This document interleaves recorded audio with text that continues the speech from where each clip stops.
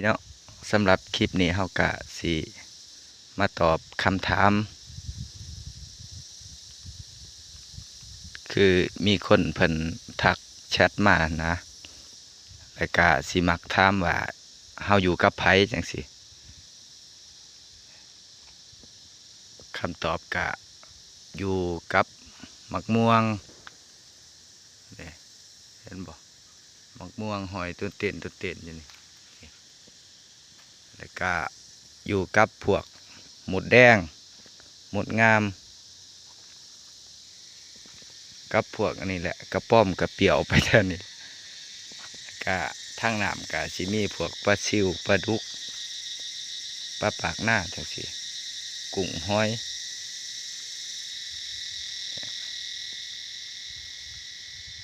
บ่ได้อยู่ผู้เดียวเด้อนี่เห็นบ่หมุดแดง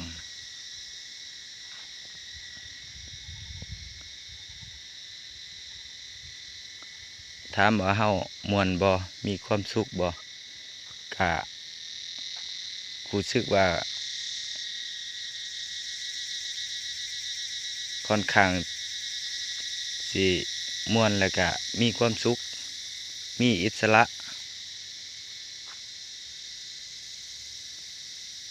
หลายกว่าอยู่กับ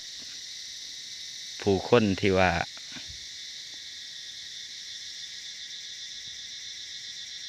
อันนั้นจำนวนหลายหั้นนะ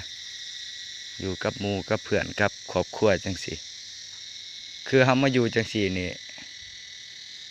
ถ้าเฮาเบิ่งตามความเป็นจริงแล้วก็มีหมู่เพื่อนหลายอยู่เด้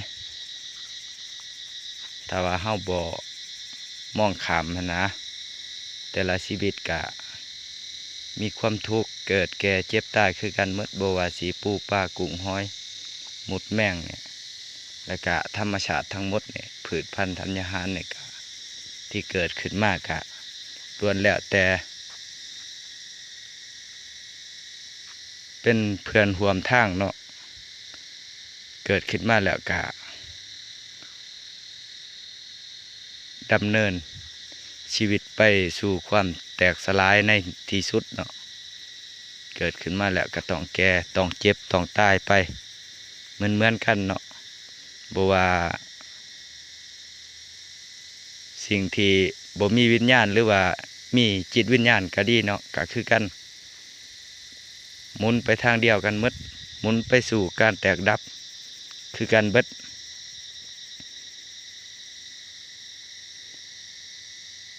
การมาอยู่ในป่าจังสี่นี่ก็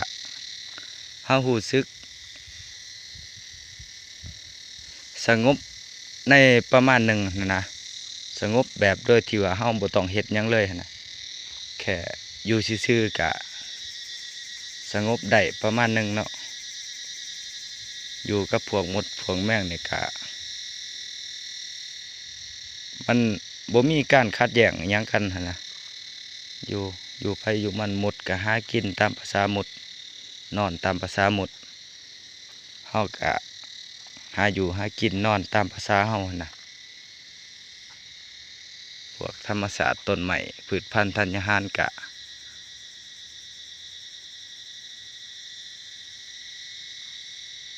เจริญเติบโตไปตามรูปแบบของไผของมันนั่นน่ะก็เฮาอยู่กับผู้คนก็เฮาสิรู้สึกว่าบางครั้งก็เฮาเว้าเฮากระทำบางสิ่งบางอย่างก็อาจสิบ่ถูกตาต้องใจกันเนาะก็มีการต่อว่าด่าเถียงกันตามธรรมชาติของคนเฮาที่เกิดมาหั่นแหละ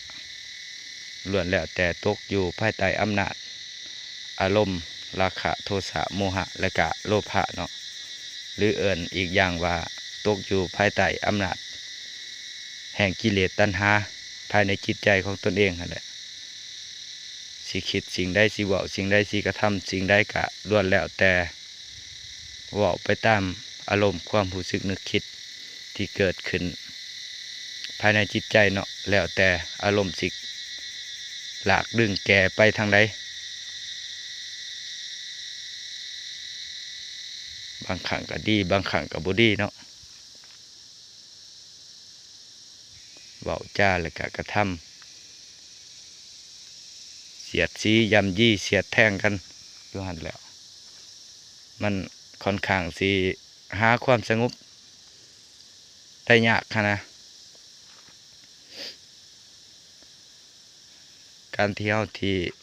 ออกมาอยู่ในป่าจังสีกะดีอย่างหนึ่ง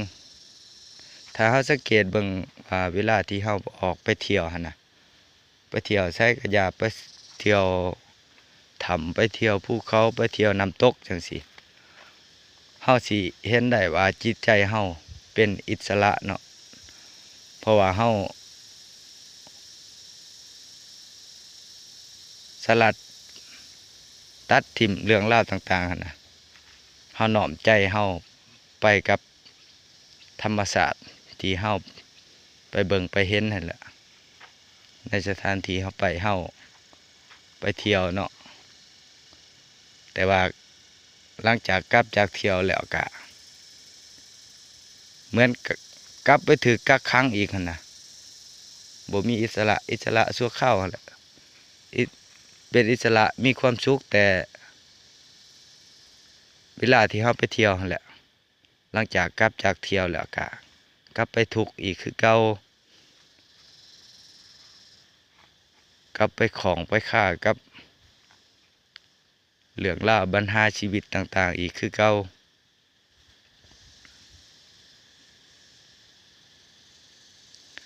ถ้าสิเบิ่งจริงๆแล้วเฮาใช้ชีวิตอยู่ในบ้านในเมืองจังซี่เฮาแทบสิหาความอิสระให้กับตัวเองบ่ได้เลยเนาะต้องคอยเฮ็ดตามผู้นั้นผู้นี้หั่นนะถ้าสิเทียบความเป็นอิสระของเฮากับพวกนกพวกอันนี้พวกงัวควายที่ว่าถูกปล่อยไปตามป่านี่เฮาสู่เขาบ่ได้เลยเขามีอิสระหลายกว่าเนาะอยากไปไสก็ไปถ้าเฮาใช้ชีวิตอยู่ในบ้านนี่จักหน่อยก็ผู้นั้นมาหาผู้นี้มา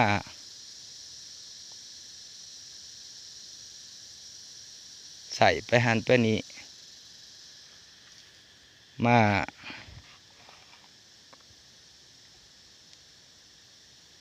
แสดงความต้องการต่อเฮาเนาะอยากให้เฮาเป็นแนวนั้นแนวนี้บางครั้งเฮาบ่ได้อยากเป็นหั่นน่ะมันก็รู้สึกเหมือนถูกบังคับจิตใจหั่นน่ะก็เป็นทุกข์บัดนี้แล้วก็ผู้ที่อยากให้เฮาเป็นนั่นเป็นนี่ก็เฮาเฮ็ดบ่ได้เป็นบ่ได้คือเพิ่นอยากให้เป็นเพิ่นก็ทุกข์อีกน่ะมีแต่ทุกข์ล้วนๆมันหาอิสระบ่ได้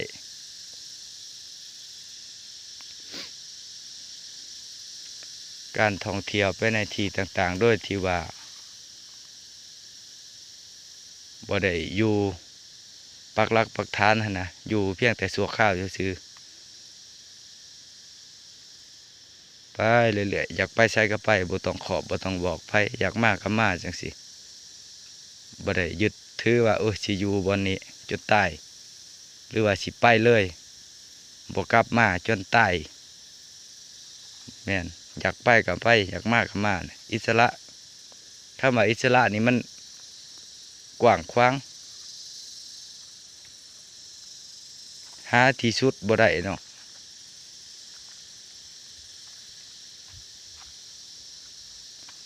คำว่าอิสระนี่มัน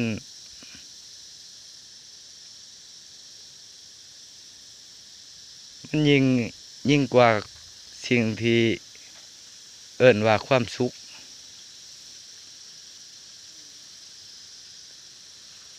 อีกได้เนาะ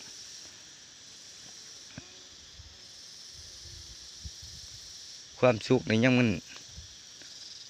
เป็นอารมณ์ที่เกิดดับๆนะพอใจกับสุขดีใจกับสุขยินดีกับสุขสมปรารถนา เป็นไปดังที่เฮาขาดหวังก็เอิ้นว่าสุข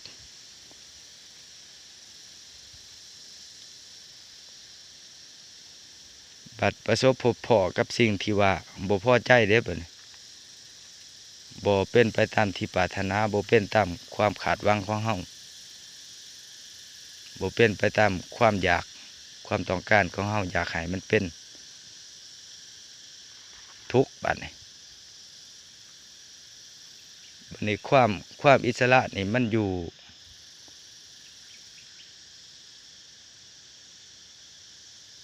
มันบ่เกี่ยวกับความพอใจหรือบ่พอใจเด้มันนี่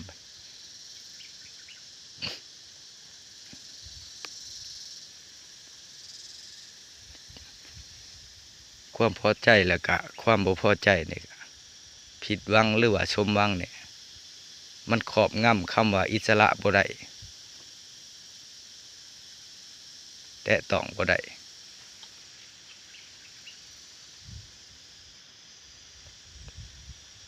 กะคลิปนี้กะมาตอบเนาะตอบคำถามสำหรับผู้ที่ถามว่าอยู่กับไผนะ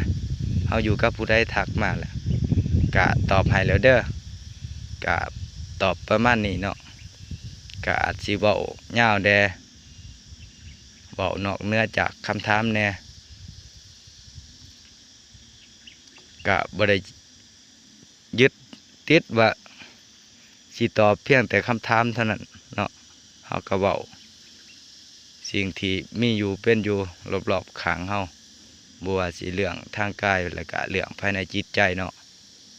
สภาวะต่าง